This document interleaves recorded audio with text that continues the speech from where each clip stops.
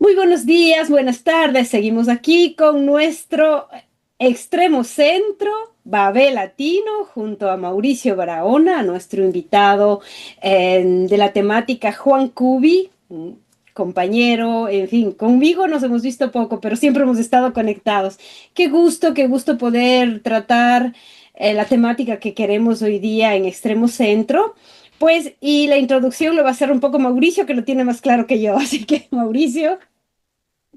Bueno, hola Juan, hola Janet, qué gusto poder conversar, estar en este momento, aunque sea por este medio, estar un poco más hermanados, a pesar de que siempre la vida nos ha llevado por caminos similares.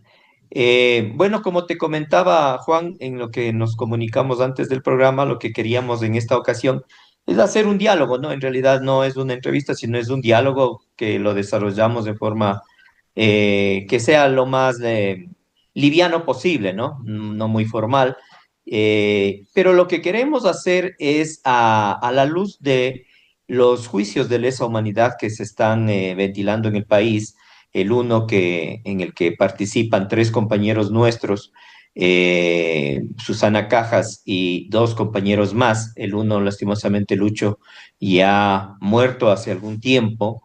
Eh, Respecto de los crímenes cometidos contra ellos en la época de Febres Cordero y el otro juicio que se está llevando a cabo por el caso de los niños de las Malvinas.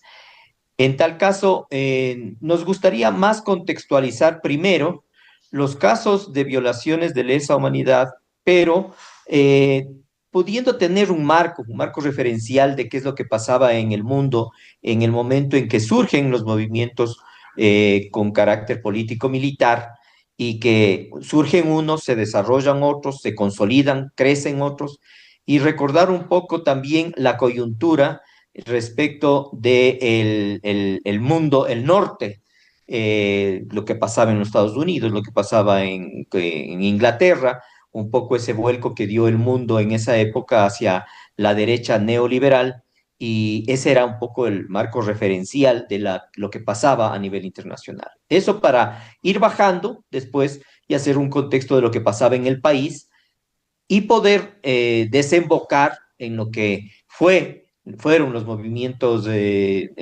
político-militares en el Ecuador y los delitos que se cometieron en ese momento en el marco del combate a esos movimientos. Eso es, Juan. Entonces, vamos con la primera parte. Cuéntanos un poco qué nos podrías decir del contexto internacional que estuvo vigente en ese momento. Un saludo, Janet, Mauricio. Vamos a tratar de hacer un diálogo muy ameno, ¿no? Muy ágil. Mira, yo haría primero un contexto interno nuestro. La gente que conformamos Alfaro Vive Carajo en los años 70 nacimos a la política en medio de una dictadura militar. No te olvides, estaba la dictadura de Rodríguez Lara, que sorpréndanse ustedes, fue un verdadero proyecto desarrollista, cepalino, ¿no? El único que ha habido en el país. Así es. Si, si hablamos de progresismo, de una visión de un capitalismo más dinamizado, etcétera, ese es el verdadero ejemplo de un proyecto de esa naturaleza. Cuando llega Roldós, luego de todas las luchas de esos años, que igualmente hubo bastante movilización popular, sobre todo con la dictadura del triunvirato, cuando se llega a la elección de Roldós, lo que nos dimos cuenta nosotros es que había un bloqueo como estructural en la política. Es decir, las viejas élites, las viejas oligarquías, ni siquiera permitieron que un presidente, hablemos de progresista, un poco avanzado, pudiera aplicar un plan de gobierno diferente, ¿no? Acuérdate el bloqueo que se dio desde un inicio. Y ahí la reflexión nuestra fue, para hacer política tienes que tener fuerza. La política no es solamente un tema de declaraciones, de posturas, por más acertadas que sean, hay que tener fuerza. Y decíamos, bueno, ¿de dónde podemos nosotros obtener fuerza? No, todos éramos jóvenes, no pasábamos los 20, 21 años. ¿De dónde sacamos fuerza? Si no tienes el poder económico, si no tienes, qué sé yo, un partido electoral, si no representas a poderes reales, ¿de dónde sacas la fuerza de las armas? Pero ahí hay que hacer la conexión con lo que pasaba en América Latina. No te olvides que el sandinismo había triunfado en el año 79, es decir, demostró que obviamente era viable un proyecto armado democrático, estaba el M-19 en Colombia, había movimientos subversivos en todo Centroamérica, había una efervescencia de lo que implicaban estas luchas radicales. Y entonces como jóvenes, como militantes de izquierda dijimos, bueno, este puede ser el camino. Y en ese contexto interno y latinoamericano, pues decidimos constituir una organización político-militar. Ese, si tú quieres, a grandes rasgos, de una manera muy sintética, lo que fue la experiencia de constitución de Alfaro Uribe Carajo. Eh, en ese contexto, justamente hablamos de, se creó Alfaro Vive antes de la llegada de la oligarquía con Febres Cordero. Eh, ¿Cuáles fueron también las características, no? Además de que veníamos de un proceso de, digamos, de revolución? O sea, nosotros éramos convencidos en ese entonces que la línea para buscar una democracia real era a través de las armas, a través de la revolución. Pero ¿qué nos toca? O sea, haciendo una analogía con lo que ahora vivimos, una oligarquía tan acérrima, tan brutal y también a nivel de poder, digamos, militar y policial y estatal. A ver, si hay que hacer una comparación, yo te diría que en esa época las cosas eran bastante más complicadas en ciertos aspectos. Fíjate que ahora, en los estallidos de los últimos 5 años, ¿no? En las movilizaciones indígenas, se han saldado con, en un caso fueron creo que 11 muertos, luego fueron 7, la última fueron 3 fallecidos. No sé si ustedes se acuerdan que en los paros nacionales en los años 70 habían 35 muertos y de bala. Es decir, las lógicas represivas eran bastante más agudas. A ratos tendemos a olvidarnos, ¿no? No quiero yo decir con esto que no ha sido el actual y los gobiernos, digamos, que le han antecedido, también han utilizado el recurso de la fuerza, el estado de excepción, pero en esos años era también fuerte. A veces nos olvidamos de la masacre de Astra, a veces nos olvidamos de todas las lógicas de desaparición de dirigentes sindicales, dirigentes campesinos durante toda la década de los años 70, que fue bastante intensa y que ni siquiera hay un registro completo. Entonces, a lo que voy es que ese esquema de dominación oligárquica se ha modificado, pero en esencia tampoco es que ha cambiado mayormente. Lo que yo siempre sostengo es que el final del modelo político terminó con esa vieja lógica de las familias oligárquicas, de los poderes, y pasó a una lógica más moderna de lo que son los grupos económicos, estas grandes corporaciones detrás de las cuales hay familias, pero que ya tienen una estructura diferente, ya no son esas oligarquías exportadoras, primarias, atrasadas, no, ahora tenemos ya una lógica del poder de estos grandes grupos económicos articulados al capital global. Creo que el Ecuador está ahora mucho más articulado al capitalismo global que hace 40 o 50 años, obviamente. Pero eso en la práctica, ¿qué es lo que ha modificado, no? ¿Qué es lo que ha modificado? Y yo creo que lo que ha cambiado son las formas de dominación, la manera como estos grupos de poder refrendan sus lógicas de dominación. Pero en esencia, si nos ponemos a pensar, bueno, seguimos siendo un país con profundas desigualdades, infinitamente más violento que hace 40 años, ¿no? La violencia, digamos, que atraviesa el país es peor ahora. Y realmente, si uno se pone a pensar qué cosas positivas han cambiado en estos 40 y 50 años, habría que contar con los dedos de la mano, ¿no? Porque los problemas estructurales siguen siendo similares. Claro que sí. Yo lo que quisiera abonar un poco es al contexto en que surge Alfaro Vive, tal vez solo abonando algo a lo que tú señalas. No hay que olvidar que todo el proceso de la década del 70, que fue dictadura militar, fue una década de movilizaciones especialmente obreras y estudiantiles que tuvieron distintos momentos de flujo, de reflujo, pero que culminaron con un proceso de retorno a la democracia controlado por las mismas Fuerzas Armadas, donde tú recordarás que se formaron las comisiones que elaboraron dos proyectos de constitución y, digamos, a la par de esos proyectos de constitución que estaban en elaboración, también se elaboró la ley de partidos y la ley de elecciones.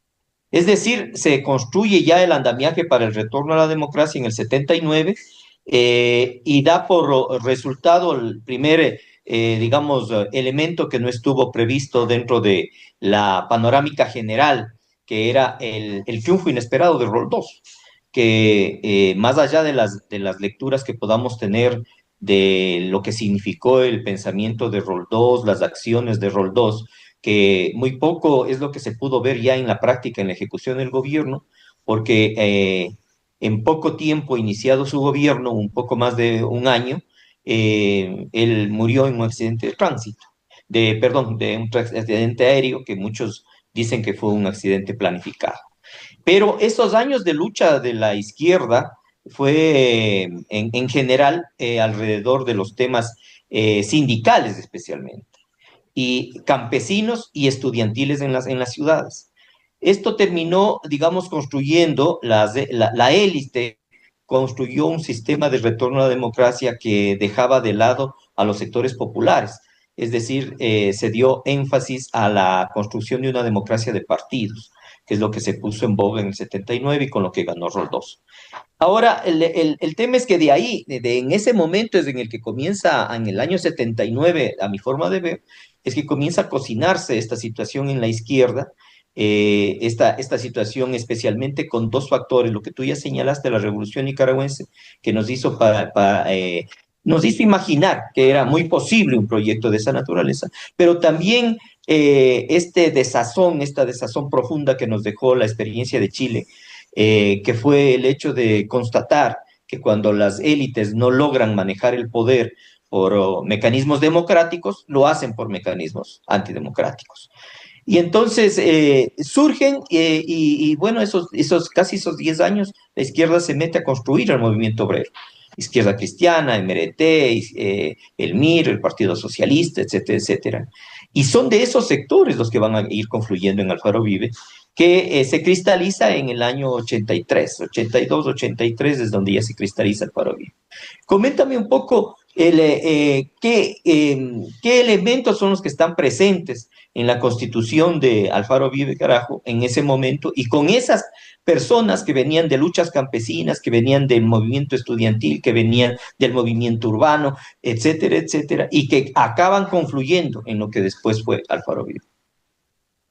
Hay que señalar algo que me parece fundamental, Mauricio, y es que muchos de los que proveníamos de estos espacios de izquierda estábamos como poco decepcionados de las lógicas de estas organizaciones de la izquierda, porque veíamos que se habían burocratizado, que habían entrado en el juego electorero, no electoral siquiera, ¿no? Incluso electorero, que habían renunciado a la posibilidad de una lucha más radical, que se habían concentrado, como tú decías, en las luchas sindicales, campesinas, pero acuérdate que era la lucha del sindicalismo en este país, eran los puntos, ¿no? El fútbol, las centrales, en esa época no había fútbol, las centrales sindicales plantaban los puntos y que eran negociaciones, digamos, para mejoras muy puntuales, pero no se planteaba la verdadera transformación de la sociedad, del Estado. Entonces, ¿qué dijimos nosotros? No, tiene que haber otros caminos para provocar un cambio profundo. O, como decía Janet, una revolución, ¿no? Creo que todos nos jugamos por la posibilidad de hacer un cambio de esa dimensión. Y entonces, claro, viendo estos límites que nos imponía esa izquierda que yo le llamaría más convencional, optamos por constituir un espacio diferente. Y claro, muchos estuvimos en Nicaragua, no nos fuimos nutriendo de esa experiencia, sabiendo que era viable, que era posible, pero al mismo tiempo tocó hacer una especie como de reingeniería, por ponerle un término que está de moda, de reingeniería del discurso. Sí, una de las cosas que planteamos nosotros es que, claro, el discurso de la izquierda marxista en el sentido más clásico, tenía demasiados desapegos con la realidad y la historia y la cultura, sobre todo, del país. Y ahí es cuando decimos, a ver, ¿por qué no se puede luchar por la democracia? Si la democracia es un concepto fundamental para transformar una sociedad. ¿Por qué tenemos que seguir anclados en referentes lejanos, ¿no? Mao Zedong, Lenin, los propios Marx y Engels, con todo el peso que tienen como referentes de la izquierda? ¿Qué incidencia real tenían en la lógica y en la vida de la sociedad ecuatoriana? Muy poca, casi nula. Entonces ahí dijimos, bueno, ¿por qué no vamos recuperando referentes que sean mucho más amigables, mucho más cercanos a la gente? Entonces ahí van haciendo esta idea de recuperar al que a nuestro modo de ver sigue siendo el más grande revolucionario de este país, ¿no? Que era el viejo luchador Alfaro, ¿no? y con toda esa carga de insurgencia, de subversión que tuvo él siempre.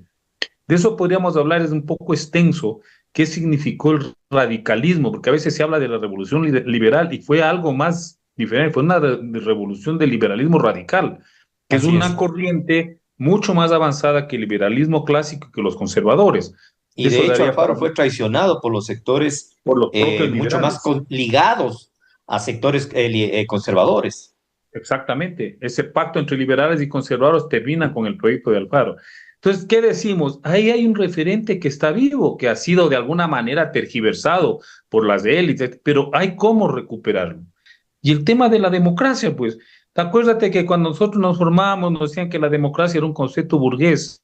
Y Así yo es. ya con los años de pasado he dicho, o sea, creo que el gran error de la izquierda mundial fue dejarse arrebatar el concepto de democracia por los liberales, cuando debió haber dicho, no, señores, aquí la democracia es otra cosa, no es lo que plantean los liberales, la democracia es algo más profundo, más radical. Y creo que en gran medida Alfaro sí tuvo ese mensaje de lo que implicaba una verdadera democracia, incluyente, más equitativa, más justa, que eliminara ciertas, digamos, las peores desigualdades, etcétera, etcétera, ¿sí? Entonces ahí es que planteamos, y claro, como ya habían algunas corrientes en América Latina que se planteaban cosas similares, creo que como que logramos conectar nosotros con ese momento histórico, ¿no? No te olvides que hubo una efervescencia de lucha armada por todo lado y que ya en muchos casos se planteaban unos proyectos diferentes, con otras expectativas y con otras perspectivas. Y ahí es que se plantea, bueno, lo demás vino ya por añadidura, ¿no? Sí, y el compromiso, empezar a hacer ya la parte organizativa, ir, digamos, moldeando mejor un discurso que tuviera un fundamento ideológico, conceptual, y luego pasar ya a la acción concreta. Claro. ¿Qué significó para el país el gobierno de Félix Cordero? Bueno, yo creo que el gobierno de Félix Cordero fue el retorno de ese viejo esquema de fusionar el poder oligárquico con el poder político, que ya parecía que había ido desapareciendo, pues recuérdate que, como tú señalaste, con la Constitución del 78 se suponía que era ya la época de los partidos políticos, partidos más ideológicos, con cuadros, con procesos de formación interna, donde las dos principales referentes eran la izquierda democrática y la democracia popular. Esos eran, como decirte, los referentes de esta nueva forma de hacer política. Que Sin le embargo, fueron, que le fueron jubilando al Partido Conservador y al Partido Liberal. o sea, fueron jubilando en general a estas expresiones políticas de la oligarquía, pero sin embargo aparece Félix Cordero y renace con ese viejo esquema, ¿no? De un oligarca directamente anclado a esos intereses, ejerciendo el poder político. Entonces, claro, después hemos tenido ya un reprise ahora con Daniel Noboa, ¿no? Un reprise de estas familias históricamente detentadoras del poder económico, con una visión totalmente oligárquica, es decir, de grupo, de argolla, de familia, ejerciendo el poder político. Eso fue Félix Cordero, claro, y a todos nos dejó desconcertados, porque se suponía que en una lógica de partidos, con sectores sociales organizados, con cuadros formados, eso ya no era muy posible. Acuérdate que a Sisto Durán Ballén lo derrota Roldós. Claro. Entonces, en principio parecía que luego se hace cargo Osvaldo Hurtado de la presidencia. Se suponía que era el momento de estas fuerzas más, habría que ponerle un nombre como más coherentemente estructuradas como partidos. Claro, claro. Pero resulta que el poder en este país no estaba dispuesto a aceptar la lógica de los partidos modernos. Sí, sin Y duda. bueno, estamos en 10 de diciembre, por lo menos ya cuando editemos el programa no saldrá el 10, Día de los Derechos Humanos a nivel universal. Y todo este proceso que queremos hablar de esto, de contexto histórico, es también para llegar en estos momentos al proceso de lesa humanidad que se está llevando, ¿no? Como decíamos. ¿Cómo le ves tú? O sea, esa conexión de subversión que hacíamos, Alfaro Vive, con una respuesta fuera de todo contexto de los derechos humanos. O sea, los militares mataban, cogían, como bien dices, en las luchas populares, incluso cuando salíamos en las manifestaciones estudiantiles, siempre, o sea, había la posibilidad de un muerto, ha habido diferentes. ¿no? Entonces, pero eso como que se encrudeció mucho más, ¿no? Ahí tenemos también la situación de los hermanos Restrepo y todo lo que significó, o sea, cómo poder reivindicar que no solo revictimizarnos, sino que producto de ser luchadores populares y defender los derechos humanos como lo hacíamos en Democracia en Armas, que era nuestro planteamiento.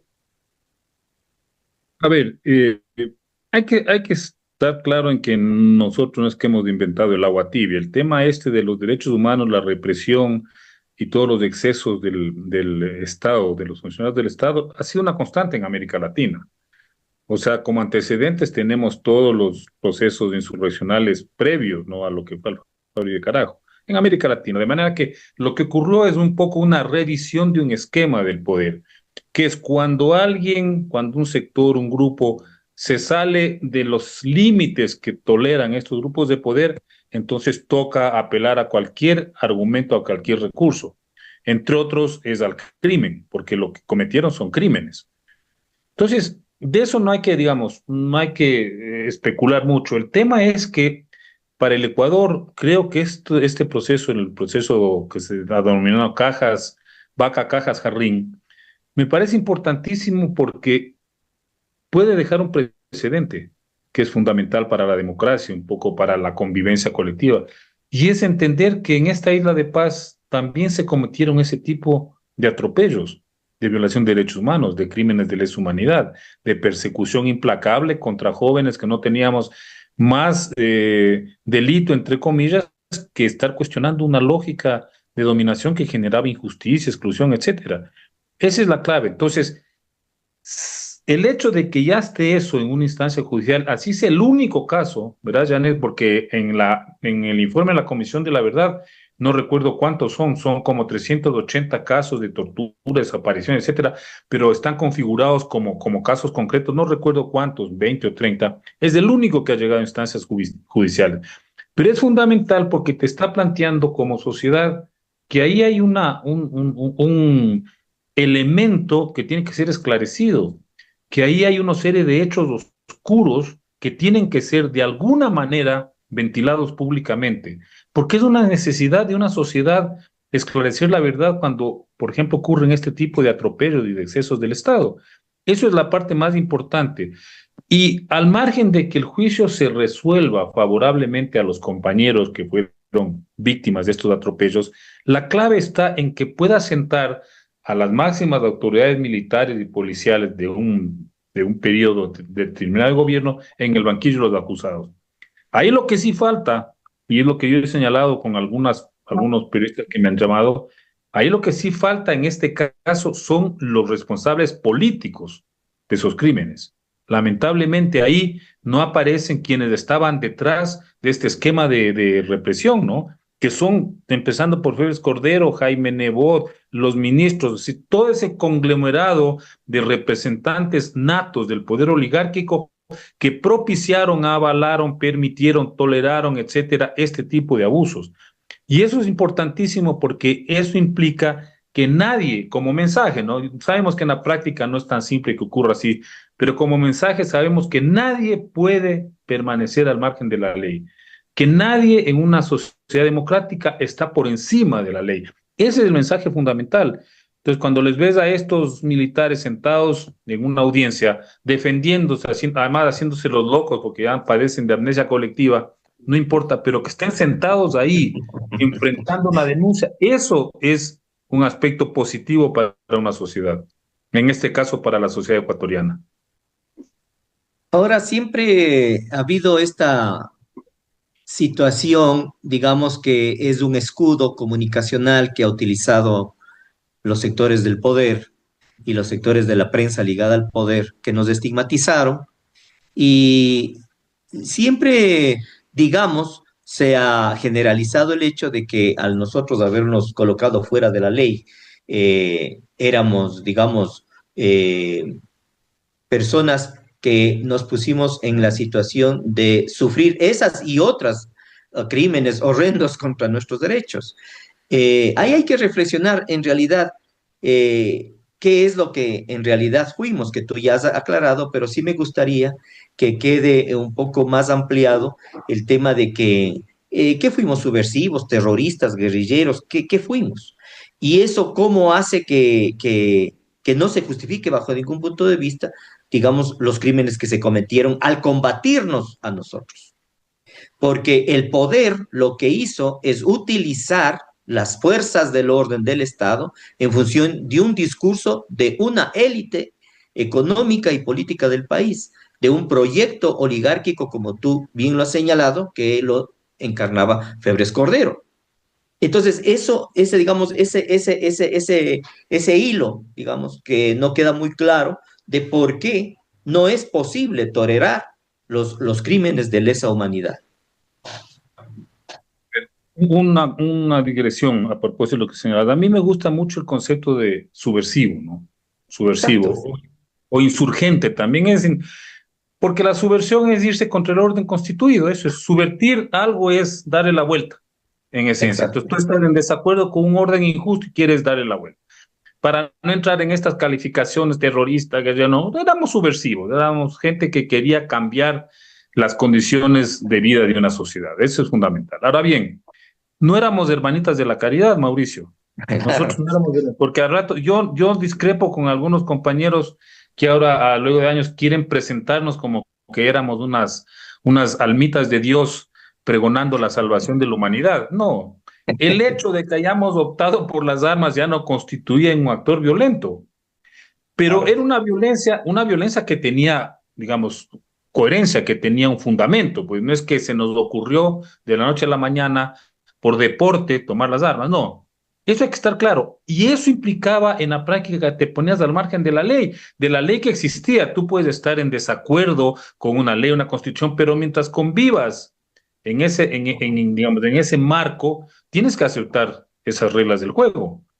Y sabes que si tomas las armas y empiezas a realizar acciones contrarias al marco legal, te estás poniendo por fuera de ese marco legal. Así es. Pero fíjate, yo no sé si hay alguien de Alfaro Vive Carajo que diga que la cárcel o los juicios fueron injustos o fueron un abuso. Yo nunca me he quejado de eso, porque yo sabía lo que me exponía. Cuando yo dije me voy a meter en eso, sabía que la opción era la cárcel, los juicios, las sentencias, etcétera. Incluso sabíamos que la tortura y la muerte eran una posibilidad. Pero nosotros hemos admitido, bueno, sí, ahí nos metimos, nos cayó la ley, listo. El tema es que los que nos combatieron también se pusieron al margen de la ley, pues. Pero ellos Claro. quieren obviar esa responsabilidad. Ese es el tema fundamental. Porque en ningún lugar perdón, en ningún texto legal de este país está consagrado que se puede torturar, que se puede desaparecer arbitrariamente, que se puede asesinar o hacer eliminación de extrajudicial. No, no. Y los que nos combatieron, desde los representantes políticos, civiles, hasta los militares y las policías, cometieron ese tipo de exceso, ese tipo de abuso. Se pusieron al margen de la ley. Y lo que estamos diciendo nosotros, bueno, ellos también tienen que responder, como respondimos nosotros. Toditos nosotros, digamos, años de cárcel, juicios que inclusive eran absolutamente, en muchos casos eran juicios totalmente amañados. Bueno, al margen de eso. Totalmente. Pero el tema es, ¿y qué pasa con los perpetradores de estos crímenes? Que se pusieron al margen de la... Eso es todo. Con un agravante, pues que tú lo acabas de señalar, que cometían esos crímenes amparados en la potestad que les asignaba el Estado, pues. Claro. Como yo le decía alguna vez a una periodista que se le pusieron los pelos de punta, una periodista de un medio conocido, le decía, verá, señorita periodista, cuando a mí me pusieron electricidad en los testículos, el cable estaba conectado al tomacorriente del cuartel de policía. Esa luz la pagamos todos, incluido usted. Ahí se quedó pasmada. Le dijo, ¿acaso que era la electricidad privada del policía? Era la electricidad que pagamos todos, pues porque eso es un bien público, ¿no? Entonces yo Claro. estaba como exagerando esto, porque ese es el gran lío. La potestad, los recursos, las condiciones de funcionarios públicos las aprovecharon para cometer crímenes, delitos. Y no solo eso, pues, Juan, sino que posteriormente a los hechos iniciales, digamos, también se da los que salimos de la cárcel, los que ya comenzamos a hacer una vida familiar, digamos, normal, fuimos perseguidos durante muchos años. No podíamos ejercer cargos públicos, no teníamos todos los documentos completos, nuestras familias fueron perseguidas, nuestras casas eran registradas, muy posterior a que se hayan acabado los eventos de los que estamos hablando. O sea, eso fue una Claro, violación posterior. claro, porque desde la lógica del poder, el hecho de que haya sido un subversivo, pero en el sentido estricto de la palabra, no como otros sectores que dicen que son, pero no, nosotros sí nos jugamos la opción de la subversión, ya te convierte en un sospechoso, pues. Claro. Desde el poder dicen este tarde o temprano va a volver o siempre seguirá cuestionando las lógicas de dominación, que eso es lo que más les aterra a los grupos de poder, que tú pongas en duda ese esquema de dominación que según ellos está totalmente, digamos, justificado. Entonces, claro, te van a perseguir. No sé si te acuerdas, Mauricio, a mí en el 2019 me Sí. deportaron de Lima. Imagínate, 20 años después. Señor, usted, y tengo los documentos, ya logré conseguir. Decía que soy un atentado a la seguridad interna del Estado peruano. A esa edad y en estas condiciones, Juanito, Puta, no. con la barriga que tenemos, ¿qué atentado vamos a hacer nosotros a ninguna seguridad del Estado, hermano? Un Pero atentado a la salud puede ser. Atentado a la salud. atentado a la estética, ahí, bueno, de acuerdo. Vótenle al señor, pero no a la seguridad interna del Estado. Imagínate. ¿Cómo no? Sí, me acuerdo, de Sí. acuerdo. Fue eso reciente, ¿no? Fue hace unos pocos años que pasó El eso. 2019, hace 6 años En exactamente. 2019, claro, sí, sí, sí. Bueno, ha Bueno, sido un gusto conversar contigo, Juanito. No sé, Janet, si tienes alguna otra inquietud, algún otro tema que no, quieras. yo me encantaría, sí, primero agradecerte una vez más por estar con nosotros, Juan. Segundo, dejar esta símbolo que se decía, ¿no? De está llevándose adelante justo en estos días el proceso en contra de los militares. No están los intelectuales, los actores intelectuales, pero hay una señal. Y con eso decirte que nos encantaría, ¿por qué esta temática el día de hoy? Porque creemos que hay que posicionar políticamente lo que fuimos, ¿no? O sea, políticamente y lo que somos al día de hoy también, porque no es que porque estamos más viejitos o con la panza, nosotros hemos dejado de pensar políticamente y de pensar en la transformación, de pensar, yo siempre digo en la revolución, porque a la final nosotros era nuestra vida, ¿no? La subversión, no era decir subvertimos, queríamos cambiar, ¿no? Esta lógica oligárquica que nos impone todavía en América Latina. Déjanos tu mensaje final y como te digo, final no es tanto, sino semi, porque nos encantaría poder seguir adelante, no porque vivamos del pasado, sino porque es el presente que se lo necesita y también con eso solidarizarnos con nuestros compañeros que ahora mismo están llevando adelante este proceso tan duro, porque es revivir esos momentos eh, que fueron nuestra vida misma. Así que agradecerte, Juan, y eres tú el que finaliza. Y dos mensajes. Uno, a mí me ha encantado la actitud de Susana y de Javier Jarrín, porque no están de lamentaciones, ¿no?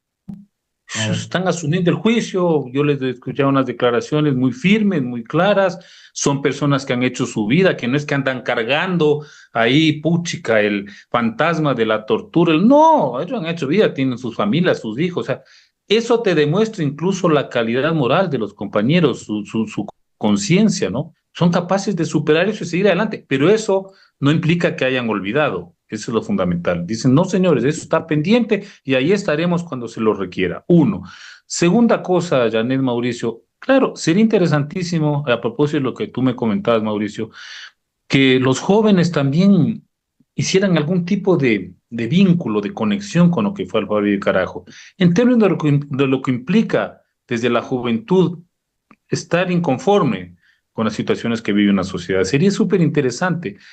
El tema es que es complicadísimo porque ahora enfrentamos unas condiciones totalmente, ¿cuál sería adversa para estas lógicas de formación, conciencia, reflexión, profundización política, ¿no? Sí, estamos atravesados por la lógica esta de las redes sociales, de la brevedad de los mensajes, de la banalización. de la política y es complicado combatir con eso. Pero obviamente hay que esperar que este tipo de iniciativas incida en algo, ¿no? Que sean jóvenes que, bueno, se preocupen, que revisen un poco la historia. Yo estoy sorprendido, me ha tocado a veces estar en eventos con jóvenes en las universidades, estoy sorprendido de del total desconocimiento que tienen de la historia, no solo del país, de la historia global. En las facultades de ciencias sociales, en las escuelas de sociología de las universidades, me ha sorprendido lo poco que conocen de eso, ¿no? Están en otras lógicas. Entonces, esto ojalá que este tipo de iniciativas sirva para revertir esa tendencia que me voy a ver es muy perjudicial para una sociedad y sobre todo para los jóvenes. Y no solo, y con esto termino, que estamos frente a esta circunstancia de todo rápido, todo urgente, y todo intrascendente, ¿no? Y se rompe con el pasado, ¿no? Se rompe con el pasado, solo existe el presente, el futuro y el placer. Entonces, pero también estamos frente a un poder autoritario, oligárquico, que nos toca enfrentar hoy día. Te agradezco, Juan, un abrazo y ya nos vemos de ver. Saludos. Muchas gracias. Y así Listo. sea de uno a uno, así como lo hacíamos, tenemos que seguir haciendo esta, Ya pues, esta dinámica. Muchas gracias. Hasta pronto. cuídense, un Chao, abrazo para Juan.